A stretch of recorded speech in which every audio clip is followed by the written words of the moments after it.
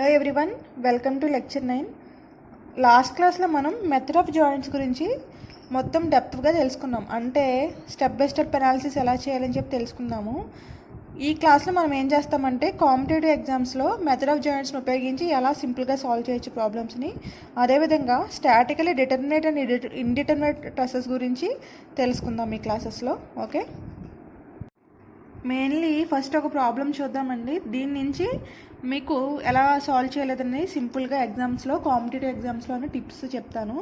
So first ఒక truss ఇచ్చారండి. Problem చూస్తే కనుక a truss is composed of AB, BC, CD and AD BD members and a vertical load of 10 kN is applied at point D. So the magnitude of the force in the CD member. So ఒక truss ఉంది, అందులో AB, BC, CD, BD, AD అనే members ఉన్నాయి and 10 kN vertical load అనేది apply అవుతుంది. అయితే కనుక ఈ సిడి మెంబర్లో మ్యాగ్నిట్యూడ్ ఆఫ్ ది ఫోర్స్ ఎంత అని చెప్పి అడుగుతున్నారు. ఓకేనా? సో ఈ ట్రస్ని చూసినట్టయితే కనుక ఏడి మెంబర్ యొక్క లెంత్ 2 meters, సిడి మెంబర్ యొక్క length 2 meters and AC member యొక్క లెంత్ వచ్చి 2 meters ఉంది. అండ్ ఏబీ అండ్ బీసీ యొక్క లెంత్స్ ఈక్వల్గానే ఉంటాయి. AB length 1 meter, BC length కూడా 1 meter అనమాట. సో మనము ఇప్పుడు ఏం చేస్తామంటే దీన్ని మామూలుగా లాస్ట్ క్లాస్లో ఎలా అయితే అనాలిసిస్ చేసామో ఫుల్ అనాలిసిస్ చేద్దాము. ఆ ఫుల్ అనాలిసిస్ నుంచి ఒక ఇంపార్టెంట్ టాపిక్స్ కొన్ని మీకు చెప్తాను. సో ఈ అనాలిసిస్ నుంచి అండ్ ఫుల్గా ఇంత అనాలిసిస్ చేయకుండా సింపుల్గా ఎగ్జామ్స్లో ఎలా చేయాలని కూడా చెప్తాను. ఫస్ట్ మనం స్టెప్ బై స్టెప్ చూద్దాము. సో ఫస్ట్ స్టెప్ ఏంటండి, ట్రస్కి ఫ్రీ బాడీ డయాగ్రామ్ గీసి తర్వాత ఏం చేయాలి, మనం ఎక్స్టర్నల్ ఎనాలిసిస్ చేయాలి. ఎక్స్టర్నల్ ఎనాలిసిస్ అంటే ఏంటండి, మనము ఎక్స్టర్నల్గా ఉన్న రియాక్షన్ ఫైండ్ అవుట్ చేయడమే ఎక్స్టర్నల్ ఎనాలిసిస్ అంటే. ఓకేనా? సో మనం ఈ ఎక్స్టర్నల్ ఎనాలిసిస్ చేయాలంటే ఏం చేస్తాం, ఈ ట్రస్ అనేది కోప్లానార్ నాన్ కాంకరెంట్ సిస్టమ్ కాబట్టి మనము ఈ 3 ఈక్విలిబ్రియం ఈక్వేషన్స్ అప్లై చేసి ఎక్స్టర్నల్గా ఉన్న అన్నౌన్స్ అయినా ఈ అన్నౌన్స్ని ఫైండ్ అవుట్ చేస్తాము. సో ఓకేనా? సో దాన్నే ఎక్స్టర్నల్ అనాలిసిస్ అంటామని మనం ఆల్రెడీ లాస్ట్ క్లాస్లో చెప్పాము. సో అది చేస్తున్నాం ఇప్పుడు. సో కోప్లానార్ నాన్ కాంకరెంట్ సిస్టమ్కి ఉన్న 3 ఈక్విలిబ్రియం ఈక్వేషన్స్ ఏంటంటే sigma FX equal to 0, sigma FY equal to 0 and sigma M equal to 0. So ఇవి 3 ఈక్వేషన్స్. సో ఈ ట్రస్ చూస్తే కనుక మనకి at A roller support act అవుతుంది కాబట్టి ఓన్లీ వర్టికల్ రియాక్షన్ ఉన్నది. At C hinge support act చేస్తుంది కాబట్టి ఇక్కడ మనకి horizontal and vertical both 2 reactions ఉన్నాయి. సో మనము first sigma FX equal to 0 apply చేస్తున్నాం and considering that positive X డైరెక్షన్లో ఉన్నవన్నీ కూడా పాజిటివ్ అని చెప్పి తీసుకుంటున్నాం అనమాట. సో ఇక్కడ మనకి హారిజంటల్గా ఓన్లీ ఏముంది, ఇది మాత్రమే ఉంది, సిఎక్స్ మాత్రమే ఉంది. సో ఇది ఏ డైరెక్షన్లో ఉంది, నెగిటివ్ ఎక్స్ డైరెక్షన్లో ఉంది కాబట్టి మైనస్ సిఎక్స్ ఈక్వల్ టు 0 అని తీసుకున్నాము and CX equal to 0 kN అయింది. ఓకేనా? 1 ఈక్విలిబ్రియం ఈక్వేషన్ యూస్ చేస్తాం. Next sigma FY equal to 0 అని చెప్పి అప్లై చేస్తున్నాం. అంటే పాజిటివ్ వై డైరెక్షన్లో ఉన్నాయని పాజిటివ్ అని చెప్పి తీసుకుంటున్నాం. ఇప్పుడు ఏవై ప్లస్ సివై ఈ 10 అనేది నెగిటివ్ డైరెక్షన్లో ఉంది కాబట్టి -10 ఈక్వల్ టు 0. అంటే ఇది ఏమైందంటే AY plus CY equal to 10 kN అవుతుంది. ఇది సెకండ్. ఇక్కడ మనం సెకండ్ ఈక్విలిబ్రియం ఈక్వేషన్ యూస్ చేసాం. నెక్స్ట్ మనం థర్డ్ ఈక్విలిబ్రియం ఈక్వేషన్ యూస్ చేస్తున్నాం. థర్డ్ ఈక్విలిబ్రియం ఈక్వేషన్ యూస్ చేసినప్పుడు at C third equilibrium equation ఏంటంటే moment about any point equal to 0 కదా. మనం ఏం చేస్తున్నామంటే moment about C equal to 0 అని చెప్పి కన్సిడర్ చేస్తున్నాం. సో చేసినప్పుడు ఏవై ఎలా యాక్ట్ అవుతుంది, దీనికి క్లాక్ వైజ్ డైరెక్షన్ యాక్ట్ అవుతుంది. ఏవై ఇంటూ రెండింటి మధ్య డిస్టెన్స్ 2 meters ప్లస్ ఎందుకు వేసామంటే ఈ 10 kN అనేది about C counter clockwise rotation చేస్తుంది. కౌంటర్ క్లాక్ వైజ్ రొటేషన్ అంటే పాజిటివ్ కాబట్టి 10 × 1 = 0 చేస్తే మనకి ఏవై 5 kN వచ్చింది, సివై అనేది 5 kN వచ్చింది. ఓకే, సో ఇది అయిపోయింది. 3 ఈక్వేషన్స్ యూస్ చేసి మనకున్న 3 అన్నౌన్స్ని ఫైండ్ అవుట్ చేసాం. ఓకేనా? అయిపోయింది. నెక్స్ట్ మనం చేసిన ప్రాసెస్ ఏంటి, ఎక్స్టర్నల్ అనాలిసిస్ అయిపోయిన తర్వాత మనం చేయాల్సిన ప్రాసెస్ ఏంటంటే internal analysis. So internal analysis మనము చేయాలి. సో ఇంటర్నల్ అనాలిసిస్ చేయడానికి నేను ఏం చేస్తున్నానంటే ఒక్కొక్క జాయింట్ దగ్గర ఫ్రీ బాడీ డయాగ్రామ్ తీసుకున్నాను. జాయింట్ ఏ దగ్గర మనకి ఎఫ్ఏబి, ఎఫ్ఏడి వస్తుంది. ఈ రెండింటి మధ్య యాంగిల్ 45 degrees. బి దగ్గర ఈ 3 వస్తాయి, ఈ 3 అన్నౌన్స్ వస్తాయి. సి దగ్గర రియాక్షన్ 1 అండ్ 2 అన్నౌన్స్ వస్తాయి. డి దగ్గర 3 అన్నౌన్స్ వస్తాయి. సో మనకి రూల్స్ ప్రకారం ఫస్ట్ రూల్ ఏంటంటే మ్యాక్సిమం 2 అన్నౌన్ ఉన్న పాయింట్ మనం తీసుకోవాలని చెప్పి అన్నాం. సో ఇక్కడ ఈ మొత్తంలో మనకి మ్యాక్సిమం అన్నౌన్స్ 2 అన్నౌన్స్ ఎక్కడ ఉన్నాయి, ఇక్కడ 3 అన్నౌన్స్ ఉన్నాయి కదా. సో నేను ఇది కానీ కన్సిడర్ చేసుకోవచ్చు. నేను ఫస్ట్ ఏం కన్సిడర్ చేస్తున్నానంటే నేను పాయింట్ ఏ కన్సిడర్ చేస్తున్నాను. పాయింట్ ఏ కన్సిడర్ చేసి దానికి ఫ్రీగా ఫ్రీ బాడీ డయాగ్రామ్ డ్రా చేస్తున్నాను. పాయింట్ ఏ కన్సిడర్ చేసి ఇక్కడ 5 kN యాక్ట్ అవుతుంది ఫోర్స్, అండ్ FAB యాక్ట్ అవుతుంది డైరెక్షన్లో. నేను దీన్ని ఏం చేస్తున్నానంటే FADని మళ్ళీ కాంపోనెంట్గా రిజర్వ్ చేస్తున్నాను. FAD cos theta, FAD sine theta. ఇక్కడ కాస్ థీటా ఎంత 45, థీటా ఎంత 45 degrees కాబట్టి FAD కాస్ 45, FAD సైన్ 45 ఇలా చేశాను. నెక్స్ట్ ఏం చేస్తున్నాను, నేను sigma FI equal to 0 apply చేస్తున్నా. సో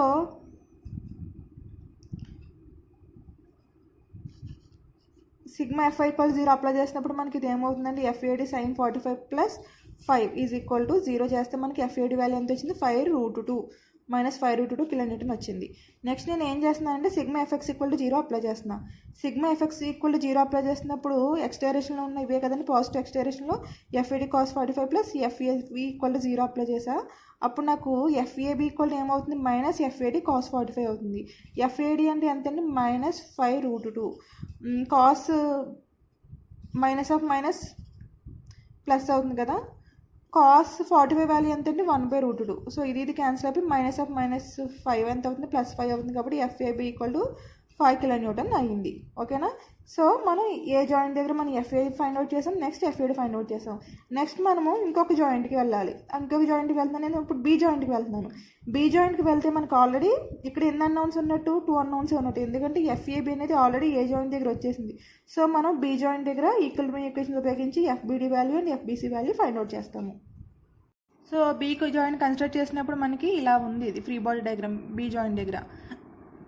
ఇప్పుడు sigma FX equal to 0 apply చేసినప్పుడు minus FAB plus FBC equal to 0 వచ్చినప్పుడు మనకు ఆల్రెడీ FBC వాల్యూ ఎందుకు ఈక్వల్ అవుతుందండి, FABకి ఈక్వల్ అవుతుంది. మనం ఆల్రెడీ జాయింట్ ఏ దగ్గర నుంచి FAB వాల్యూ ఫైండ్ అవుట్ చేసాం. FAB 5 kN, సో FBC ఎంత అయిందండి, 5 kN అయింది.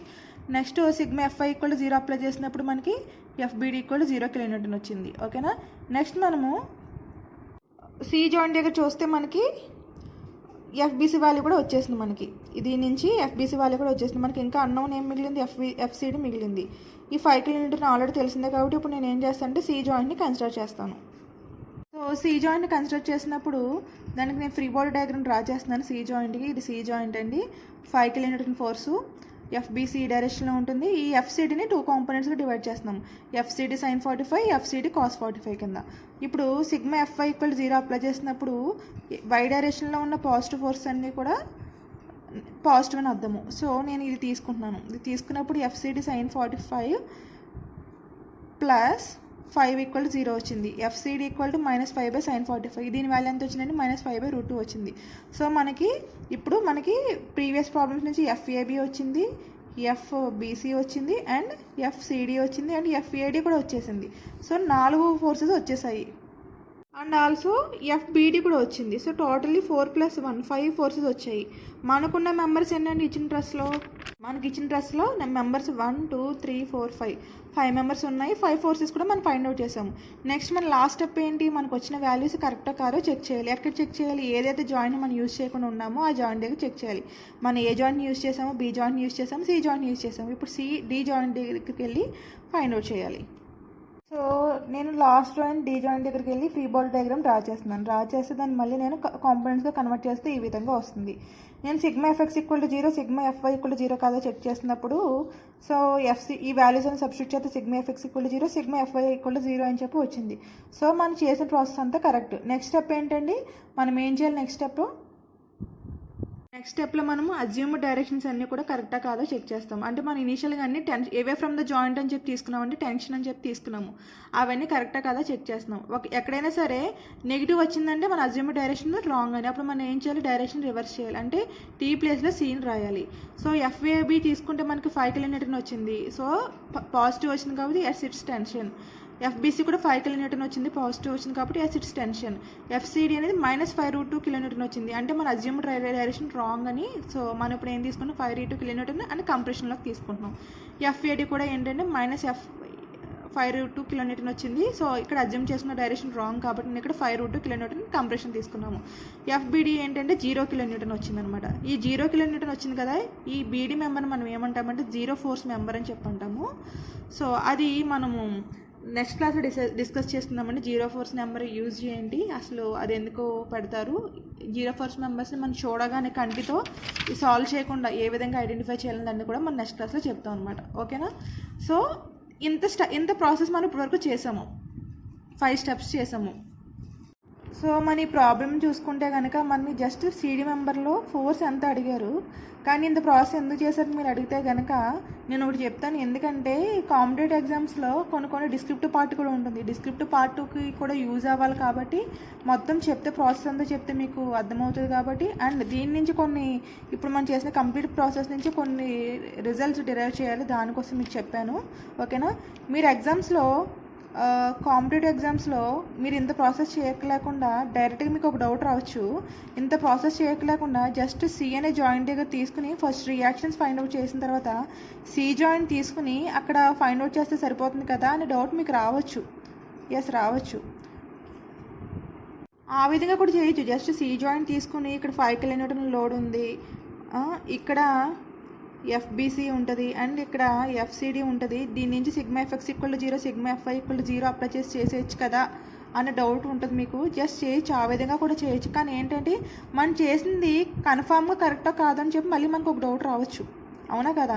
సి అనే జాయింట్ దగ్గర తీసేసుకుని చేసేయచ్చు 2 ఈక్వల్ ఈక్వేషన్స్ అప్లై చేసి, కానీ మనం చేసింది కన్ఫామ్గా కరెక్టా కాదని మనకు తెలియదు ఇలా చేసింది. ఎందుకంటే ఇక్కడ సాటిస్ఫై అవుతేనే మనం చేసింది మొత్తం కరెక్ట్ అవుతుంది, లేకపోతే రాంగ్ అవుద్ది. ఒక్కోసారి మిస్టేక్స్ కూడా చేయొచ్చు, కానీ అలాంటి మిస్టేక్స్ కూడా రాకుండా ఒక సింపుల్ టిప్ ఉందండి. ఆ సింపుల్ టిప్ ద్వారా మనం మెథడ్ ఆఫ్ జాయింట్స్ అంటే ఒక జాయింట్ దగ్గర కన్స్ట్రక్ట్ చేసుకుని ఆ జాయింట్ దగ్గర మనము ఈ చెకింగ్స్ ఏమి చేయలేకుండా టైం సేవింగ్ ప్రాసెస్లో కాంపిటేటివ్ ఎగ్జామ్స్లో మనం ఒకలా చేయొచ్చు.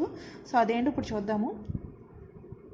ఫస్ట్ ప్రాబ్లం అడిగిన వెంటనే ఈ విధంగా ప్రాబ్లం అడిగినప్పుడు force in the CD member find out చేయమని చెప్పి అడిగినప్పుడు ఫస్ట్ మనం ముందు ఎక్స్టర్నల్గా ఏదైనా సరే ఏ సింపుల్ టిప్ అయినా సరే ముందు ఖచ్చితంగా ఎక్స్టర్నల్ రియాక్షన్స్ ఫైండ్ అవుట్ చేయాలి. ఎందుకంటే జాయింట్స్ ఈ దగ్గర మనకు ఫోర్స్ ఎంత ఉందో కావాలి కాబట్టి.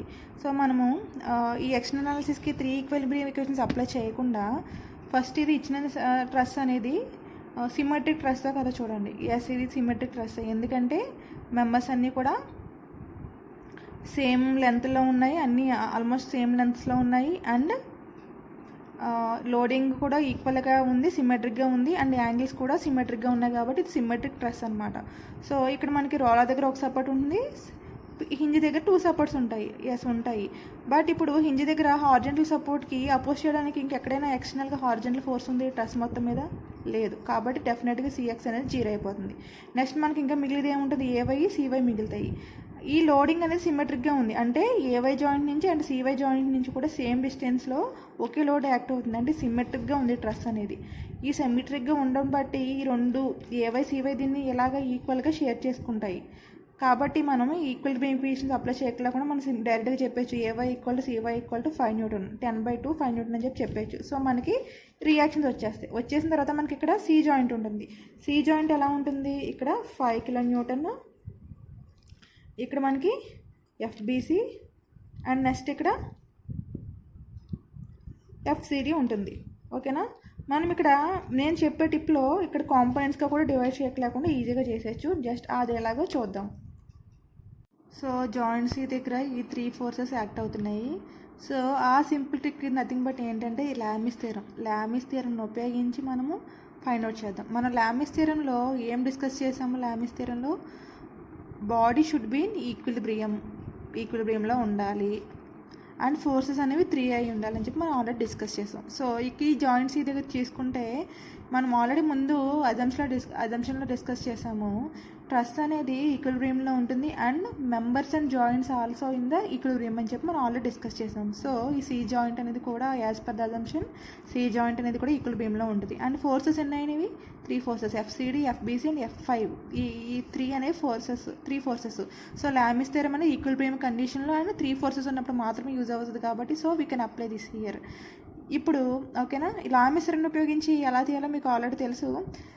ఈ 5 kN నేను ఏం చేస్తానంటే ప్రిన్సిపల్ ఆఫ్ ట్రాన్స్మిసిబిలిటీ అంటే డిస్కస్ చేశాం కదా, సేమ్ లైన్ ఆఫ్ యాక్షన్లో సేమ్ ఫోర్స్ అనేది ఎక్కడైనా యాక్ట్ అవుతుందని చెప్పేసి. సో నేను ఏం చేస్తానంటే ఈ 5 kN ఫోర్స్ని పైకి అప్లై చేస్తాను because of the principle of transmissibility.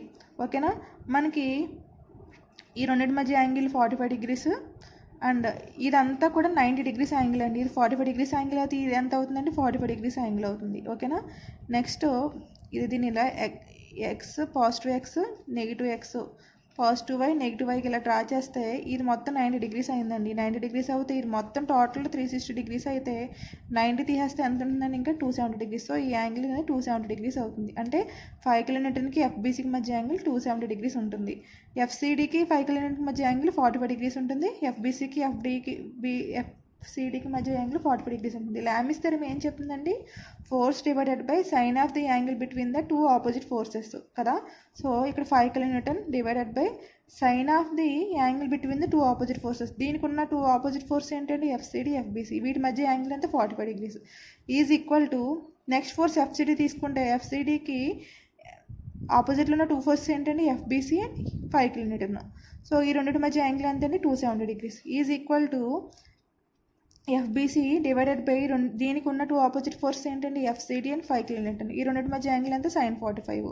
So మనకి ఇప్పుడు ఎఫ్సీడీ కావాలనుకుంటున్నాం అనుకోండి. ఎఫ్సీడీ కావాలంటే ఈ రెండింటిని ఈక్వల్ చేసుకుంటాము. ఎఫ్బీసీ కావాలంటే ఈ రెండింటిని ఈక్వల్ చేసుకుంటాము.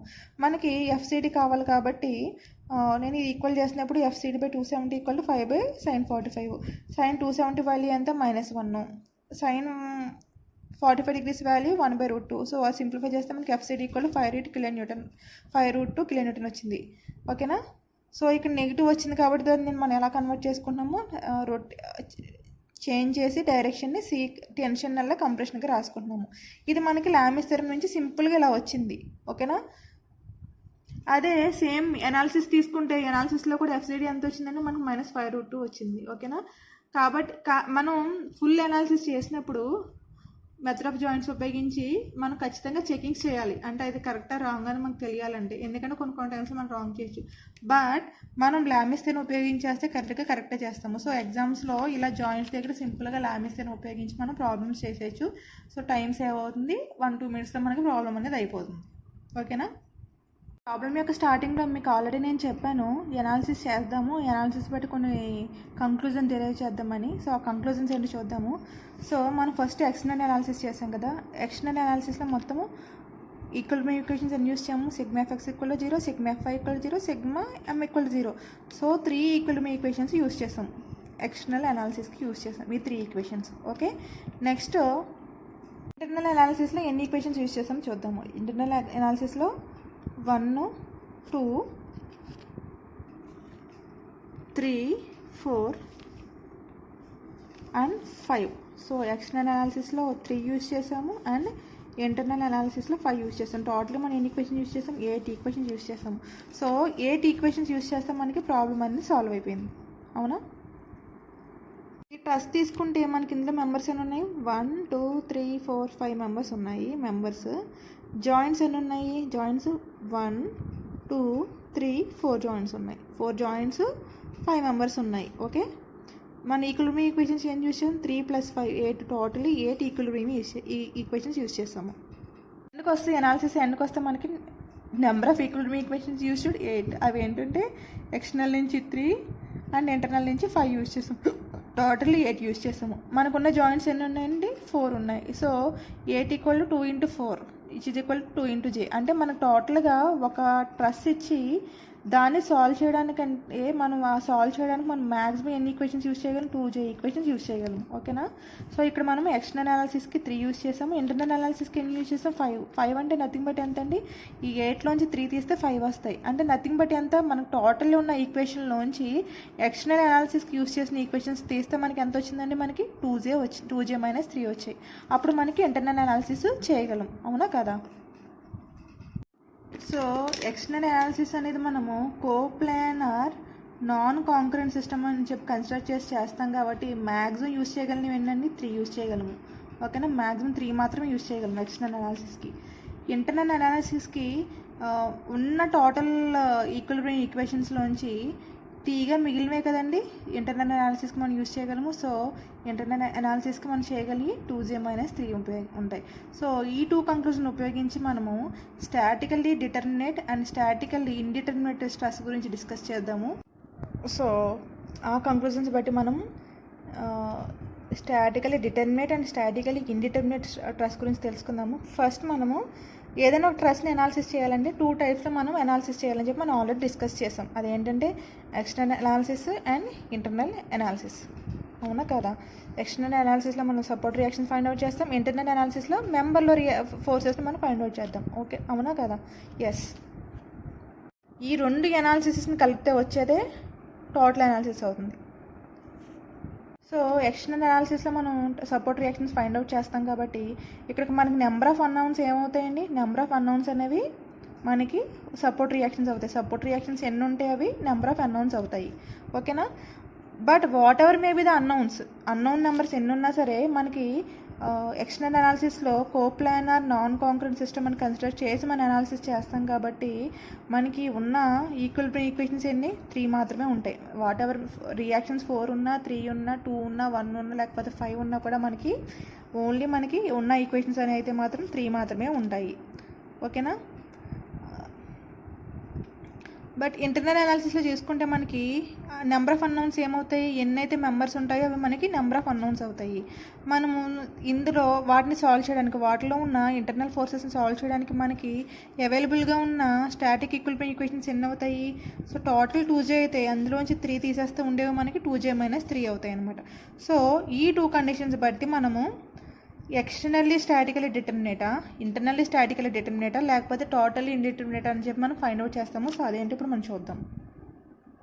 దీనిలోకి వెళ్ళేటప్పుడు చిన్న సింపుల్ తెలుసుకుందామండి. సపోజ్ మనకి 2x + 2y = 4, 3x - 2y = 1 ఇదొక ఈక్వేషన్ సెట్ అనుకుందామండి.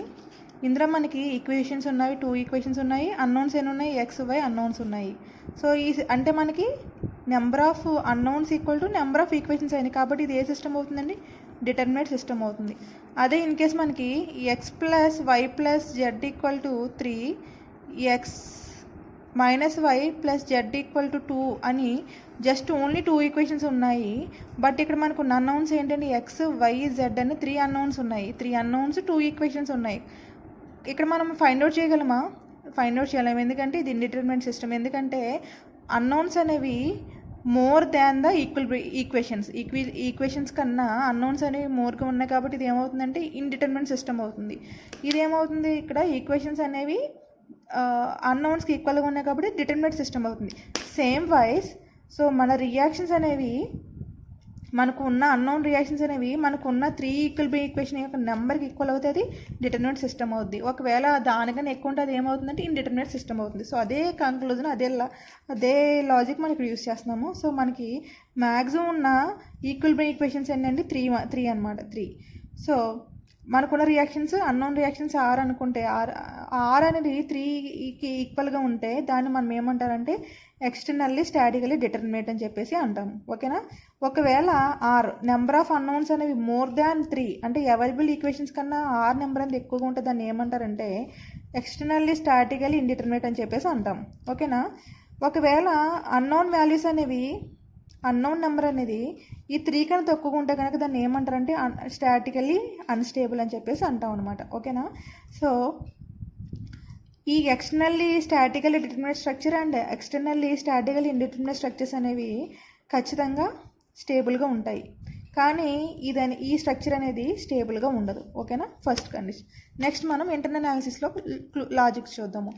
ఇంటర్నల్ అనాలిసిస్లో సేమ్ ఇదే లాజిక్ మనం యూస్ చేస్తే మనకి ఉన్న ఈక్విలిబ్రియం ఈక్వేషన్స్ ఏంటంటే అవైలబుల్ ఈక్విలిబ్రియం ఈక్వేషన్స్ 2J - 3 ఉంటాయి. మనకున్న నెంబర్ ఆఫ్ మెంబర్స్ లేదా నెంబర్ ఆఫ్ అన్నౌన్స్ అనేవి 2J - 3కి ఈక్వల్గా ఉంటుందని మనం ఏమంటామంటే ఇంటర్నల్లీ అండి, ఇది తప్పు పడింది ఇక్కడ.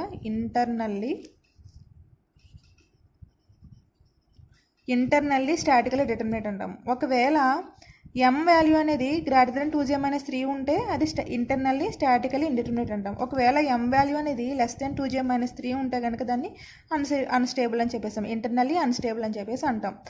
సేమ్ లైక్ వైజ్ ఇక్కడ r = 3కి గ్రేటర్ దెన్ 3కి ఎలా అయితే స్టేబుల్గా ఉంటుందో m = 2J - 3కి m గ్రేటర్ దెన్ 2J - 3 ఈ 2 కండిషన్కి కూడా స్ట్రెస్ అనేది స్టేబుల్గానే ఉంటుంది. అండ్ ఈ 2 కండిషన్స్లో r is less than 3 అయితే కనుక ఎక్స్టర్నల్లీ అన్స్టేబుల్ అవుతుంది, M is less than 2j minus 3 అయితే కనుక ఇది ఇంటర్నల్లీ అన్స్టేబుల్ అవుతుంది అనమాట. ఓకేనా. సో ఈ 2 కండిషన్స్ కంప్లీట్ చేస్తేనే కదా, ఈ 2 ఎక్స్టర్నల్ అనాలిసిస్ ఇంటర్నల్ అనాలిసిస్ చేస్తేనే కదా మనకు టోటల్ అనాలిసిస్ వస్తుంది. సో అది ఇక్కడ చూద్దాం మనం. సో ఇది 1 ఇది 2 అనుకుంటే ఇంటర్నల్ టోటల్ అనాలిసిస్ ఏమవుతుంది, 1 + 2 అయింది. సో ఇందులోనే మనకి టోటల్ అన్నౌన్స్ ఎన్ని అవుతాయి, ఇంటర్నల్ అనాలిసిస్లో వచ్చే ఎమ్ ప్లస్ ఇందులో ఉన్న ఆర్, ఎమ్ ప్లస్ ఆర్ అవుతుంది. మనకి ఇందులో ఉన్న స్టాటిక్ ఈక్విలిబ్రియం అవైలబుల్గా ఉన్న ఎన్ని అవుతాయండి, ఇందులో ఉన్నాయి ప్లస్ ఇందులో ఉన్నాయి. సో 3 + 2j మైనస్ 3 కలిపితే మనకి ఎంత వచ్చినాయండి, 2j వచ్చాయి. అదేవిధంగా M plus R equal to 2j అయితే కనుక ఆ స్ట్రక్చర్ ఏమవుతుందంటే స్టాటికలీ డిటర్మినేట్ స్ట్రెస్ అవుతుంది. M plus R is greater than 2j అయితే కనుక అది స్టాటికలీ ఇండిటర్మినేట్ ట్రస్ అవుతుంది. M plus R less than 2j అయితే కనుక అన్స్టేబుల్ ట్రస్ అవుతుంది అనమాట.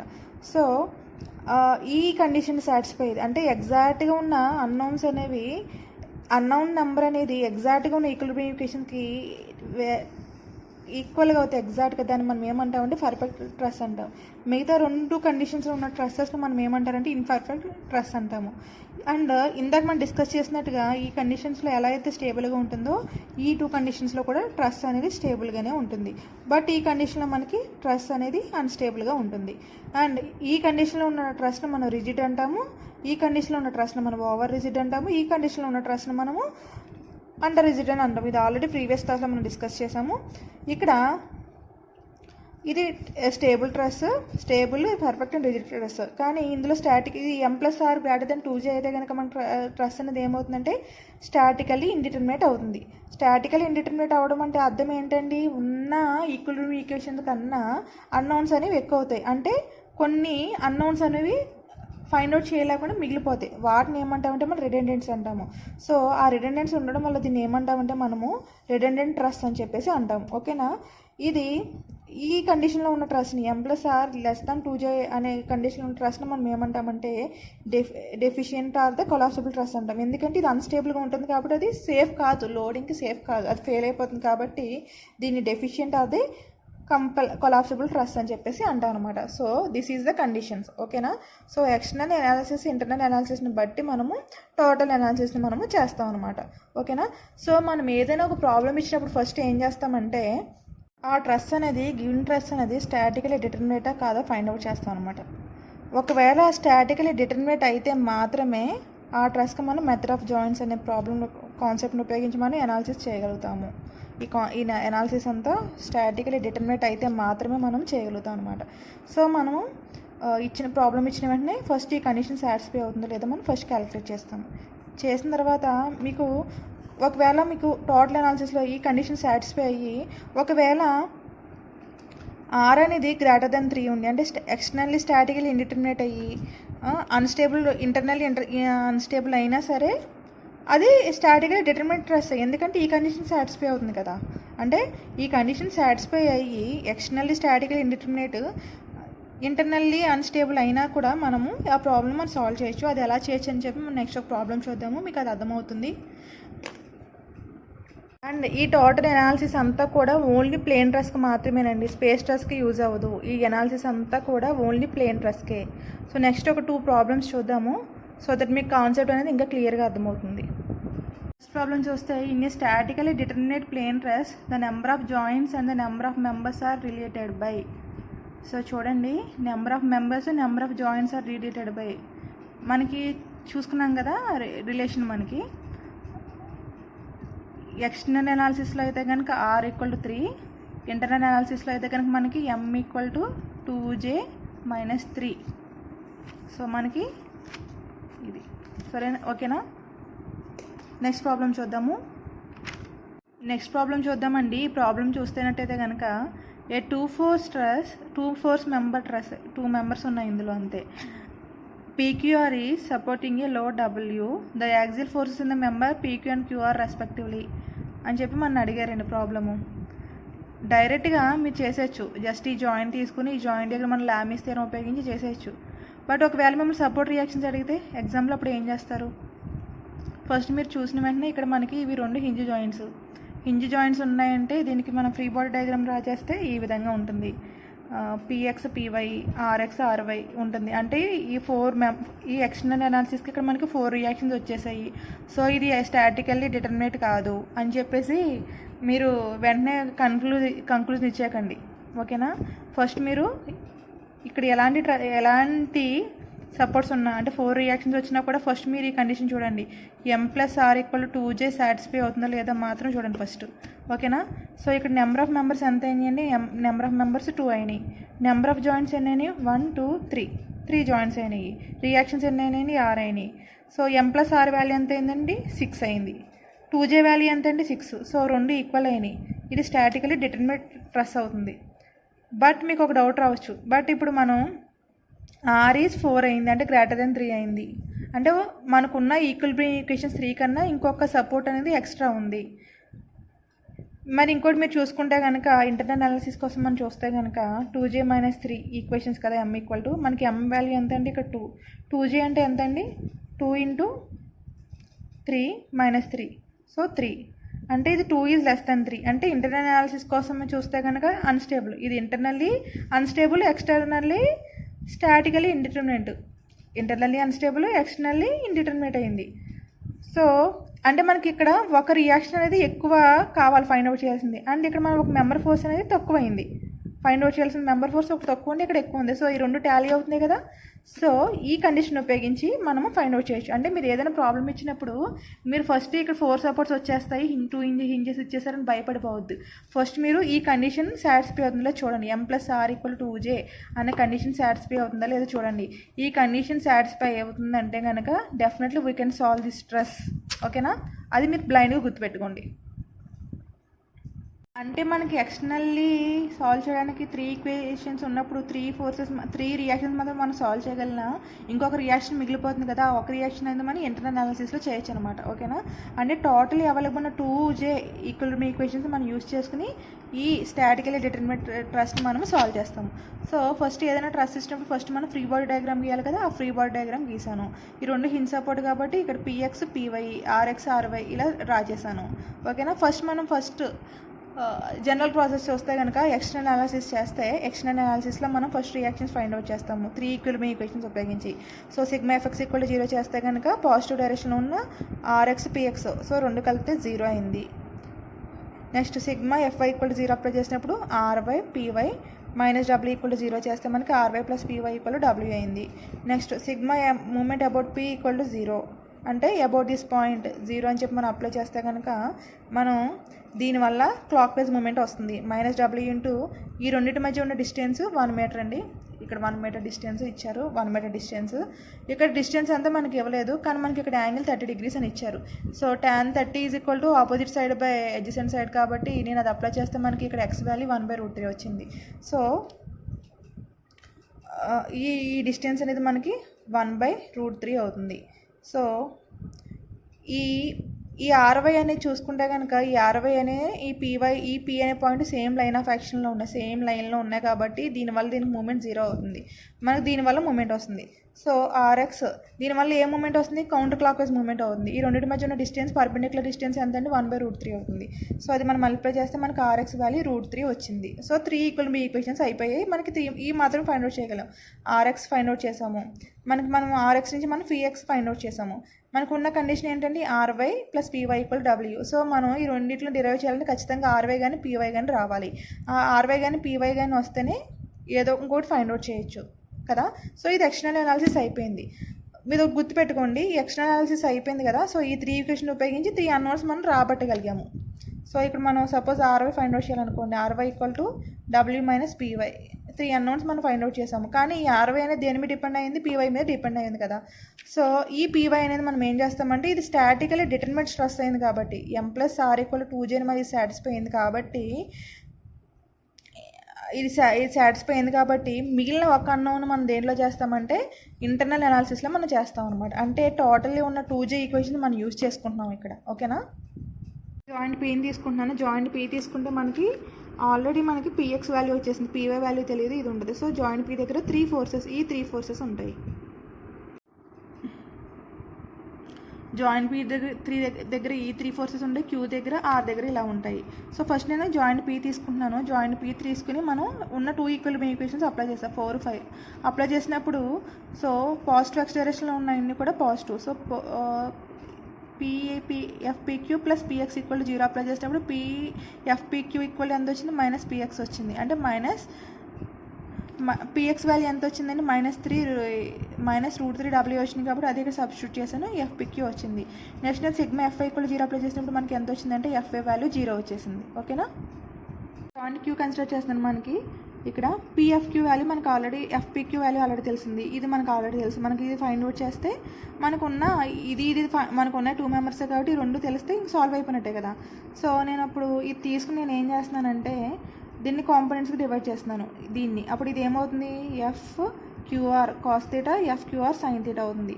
సో అప్పుడు మనకి సిగ్మా ఎఫ్ఐ ఈక్వల్ 0 అప్లై చేసినప్పుడు మనకి ఎఫ్క్యూఆర్ ఈజ్ ఈక్వల్ టు ఎంత వస్తుందంటే -2W వస్తుంది. ఓకేనా.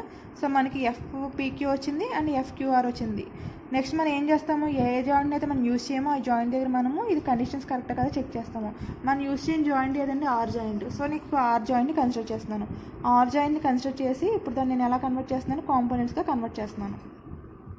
ఆర్ జాయింట్ దగ్గర ఈ ఆర్ జాయింట్ అనుకుంటే మనం sigma FX equal 0, sigma FY equal 0 టాలియన్ చూసుకున్నట్టయితే కనుక ఎఫ్ఎక్స్ ఏంటంటే ఈ 2 FX components, X components. So FQR cos theta plus √3W ఇది నేను సబ్స్టిట్యూట్ చేసి చూస్తే కనుక ఎఫ్క్యూఆర్ అన్న 2 ఒకటేనండి. దీని వాల్యూ ఎంత వచ్చింది, -2W వచ్చింది. కాస్ 30 వాల్యూ ఎంత అండి, √3/2. సో ఇది క్యాన్సిల్ అయిపోయి -√3W ప్లస్ √3W ఇది 0 అయిపోయింది. నెక్స్ట్ సిగ్మా ఎఫ్ఐ ఈక్వల్ 0 చేస్తే FRQ sine theta plus W, RQ value ఎంత అండి -2W, సైన్ థీటా వాల్యూ ఎంత 1/2. సో ఇది క్యాన్సిల్ అవుట్ అయిపోయి -W ప్లస్ W 0 అయిపోయింది. సో చేసిందంతా కూడా కరెక్ట్ అయిపోయింది. స్టెప్ 5లో మనం ఏం చేస్తాం, 2 వేసుకుని మనం ఇనీషియల్గా ఏవే ఫ్రమ్ ద జాయింట్ అని చెప్పి అజ్యూమ్ చేసుకుని టెన్షన్ అనుకుంటున్నాం. కానీ మనకి ఇక్కడ ఎఫ్క్యూఆర్ వాల్యూ ఎంత వచ్చి మైనస్ వచ్చింది కాబట్టి మనం అజ్యూమ్ చేసుకున్న డైరెక్షన్ రాంగ్ కాబట్టి దాన్ని ఈ విధంగా సి కంప్రెషన్ అని చెప్పేసి మార్చేసుకున్నాం. ఓకేనా. సో అంటే మనం ఇనీషియల్గా ఈ ట్రస్లో ఇక్కడ హింజ్ జాయింట్ ఉంది, ఇక్కడ హింజ్ జాయింట్ ఉంది. మనం చూసి భయపడిపోవాల్సిన అవసరం లేదు. ఇక్కడ 2 హింజ్ జాయింట్స్ ఉన్నాయి, ఇవి కెనాట్ సాల్వ్ అని చెప్పి మనం అనుకోకలేదు. ఎప్పుడు మనం డిసైడ్ అవ్వాలి can solve or cannot solve అనేది మనము m+r = 2j మొత్తం అవుతుందో లేదో చూసుకుంటాం. ఇది మనకి వ్యాలిడ్ అయితే ఖచ్చితంగా అది ట్రస్ట్ మనం ఎక్స్టర్నల్లీ స్టాటికలీ ఇండిటర్మినేట్ అయినా ఆర్ ఇంటర్నల్లీ అన్స్టేబుల్ అయినా సరే ఈ ఈక్వేషన్ టాలీ అవుతుందంటే ఖచ్చితంగా మనం వీ కెన్ సాల్వ్ అనమాట. ఓకేనా. సో అది ప్రాసెస్ మీకు అర్థమైంది కదా. మన ఎగ్జామ్ పర్పస్ ఆల్టర్నేటివ్ అనాలిసిస్ ఎలా చేద్దామో చూద్దాము. ఎగ్జామ్లో force in the PQ, force in the QR apply చేస్తే కనుక సో జస్ట్ మనం లామిస్ థియరం అప్లై చేసేయచ్చు. లామిస్ థియరం ఎలాగా, ఇది W divided by opposite forces మధ్య సైన్ యాంగిల్ ఇది is equal to PQR FQR divided by opposite forces ఏంటి ఈ రెండింటి మధ్య సైన్ యాంగిల్. నెక్స్ట్ ఎఫ్పిక్యూ ఈ రెండింటి మధ్య ఎఫ్పిక్యూ డివైడెడ్ బై ఆపోజిట్ ఫోర్సెస్ వాటి మధ్య సైన్ యాంగిల్. సో ఇలా మనం ఈక్వేట్ చేసి ఎఫ్క్యూఆర్ ఎఫ్ఆర్క్యూ ఫైండ్ అవుట్ చేయొచ్చు. మన పూర్తి అనాలిసిస్లో ఎంత రిజల్ట్ వస్తుంది, ఎంత అనాలిసిస్ వస్తుంది, ఇంతే రిజల్ట్ వస్తుంది. బట్ అండ్ ఇక్కడ సింపుల్గా కూడా చేసేయచ్చు. ఎగ్జామ్లో ఒకవేళ ఇలా ఇస్తే కనుక ఇలా చేసేస్తాం మనము. అంటే జస్ట్ మన ఇక్కడ క్యూఆర్ పీక్యూ అడిగారు కాబట్టి ఈజీగా చేసేస్తాం మనం. అలా కాకుండా ఇది ఇచ్చేసి సపోర్ట్ రియాక్షన్ ఫైండ్ అవుట్ చేయమని అడిగారు అనుకున్నప్పుడు ఏం చేస్తాము, ఫస్ట్ మనం ఈ ట్రస్ అనేది స్టాటికల్ డిటర్మినేటర్ కాదా చెక్ చేసుకుని ఎక్స్టర్నల్ అనాలిసిస్ చేస్తాం ఫస్ట్. అంటే 3 ఈక్వల్ ఈక్వేషన్స్ ఉపయోగించి మనం 3 ఈక్వేషన్స్ ఫైండ్ అవుట్ చేసిన తర్వాత మనకు అది సింప్లిఫై అవుతుంది. ఎలా సింప్లిఫై అవుతుంది, ఈ విధంగా సింప్లిఫై అయిపోయింది. మనం ఇక్కడ ఆల్రెడీ పిఎక్స్ ఫైండ్ అవుట్ చేస్తాం, ఆర్ఎక్స్ ఫైండ్ అవుట్ చేస్తాము. పీక్యూ పీవై ఆర్వై ఏంటంటే 2 కూడా ఇంటర్డిపెండెంట్. పీవై వస్తేనే ఆర్వై వస్తుంది, లేకపోతే ఆర్వై వస్తే పీవై వస్తుంది. సో ఏదో ఒకటి అవుతుంది కాబట్టి సో మన రియాక్షన్స్ అడిగారు అనుకోండి ఏం చేస్తాము, సపోజ్ నేను ఈ జాయింట్ తీసుకుంటున్నాను. ఎందుకంటే ఈ జాయింట్ ఎందుకు తీసుకుంటున్నాను అంటే ఇందులో నాకు మ్యాక్సిమం ఉన్న అన్నోన్ వాల్యూస్ ఏంటంటే 2 ఉన్నాయి. సో నేను ఈ జాయింట్ని ఉపయోగించి నేను ఏం చేస్తానంటే లామిస్ థియరం అప్లై చేస్తాను. సో నాకు ఇక్కడ ఆర్ఎక్స్ వాల్యూ ఎంత వచ్చింది, పిఎక్స్ వాల్యూ ఎంత వచ్చిందండి, -√3W వచ్చింది. ఓకేనా. ఇది ఎంత అండి, ఎఫ్పిక్యూ. సో ఈ రెండింటి మధ్య యాంగిల్ 90 degrees, ఈ రెండింటి మధ్య యాంగిల్ 90 degrees, ఈ రెండింటి మధ్య యాంగిల్ 180 degrees అయింది. సో నాకు నోన్ వాల్యూ ఇది కదా. సో నేను ఇది ఏం చేస్తానంటే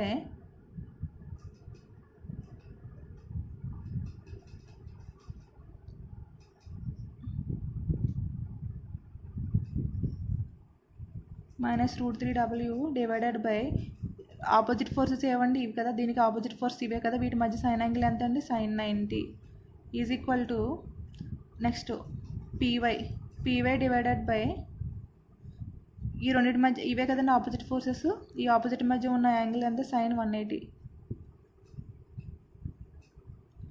చేస్తాం. ఇప్పుడు మనకి ఈ పీవై ఫైండ్ అవుట్ చేయాలని py equal to sin 180 into minus √3W divided by sin 90. sin 180 value ఎంత అండి 0. సో పీవై వాల్యూ ఎంత వచ్చింది 0 వచ్చింది. ఓకేనా. సో అంత ఎనాలిసిస్ చేయలేకుండా సింపుల్గా ఈ విధంగా అప్లై చేసి యూజ్ చేయొచ్చు. సో మీకు అర్థమైంది కదా. సో m+r = 2j ఏ విధంగా యూజ్ చేయాలో మీకు అర్థమై ఉంటుంది. అండ్ మెథడ్ ఆఫ్ జాయింట్స్ దగ్గర మనం సింపుల్గా ఎగ్జామ్స్లో లామిస్ థియరమ్ని ఎలా యూజ్ చేయాలని కూడా మీకు అర్థమై ఉంటుంది. So this is the class అండి. మీకు ఇంకేమైనా కనుక డౌట్స్ ఉంటే కనుక నన్ను డైరెక్ట్గా కాంటాక్ట్ అయితే మీకు నేను డెఫినెట్గా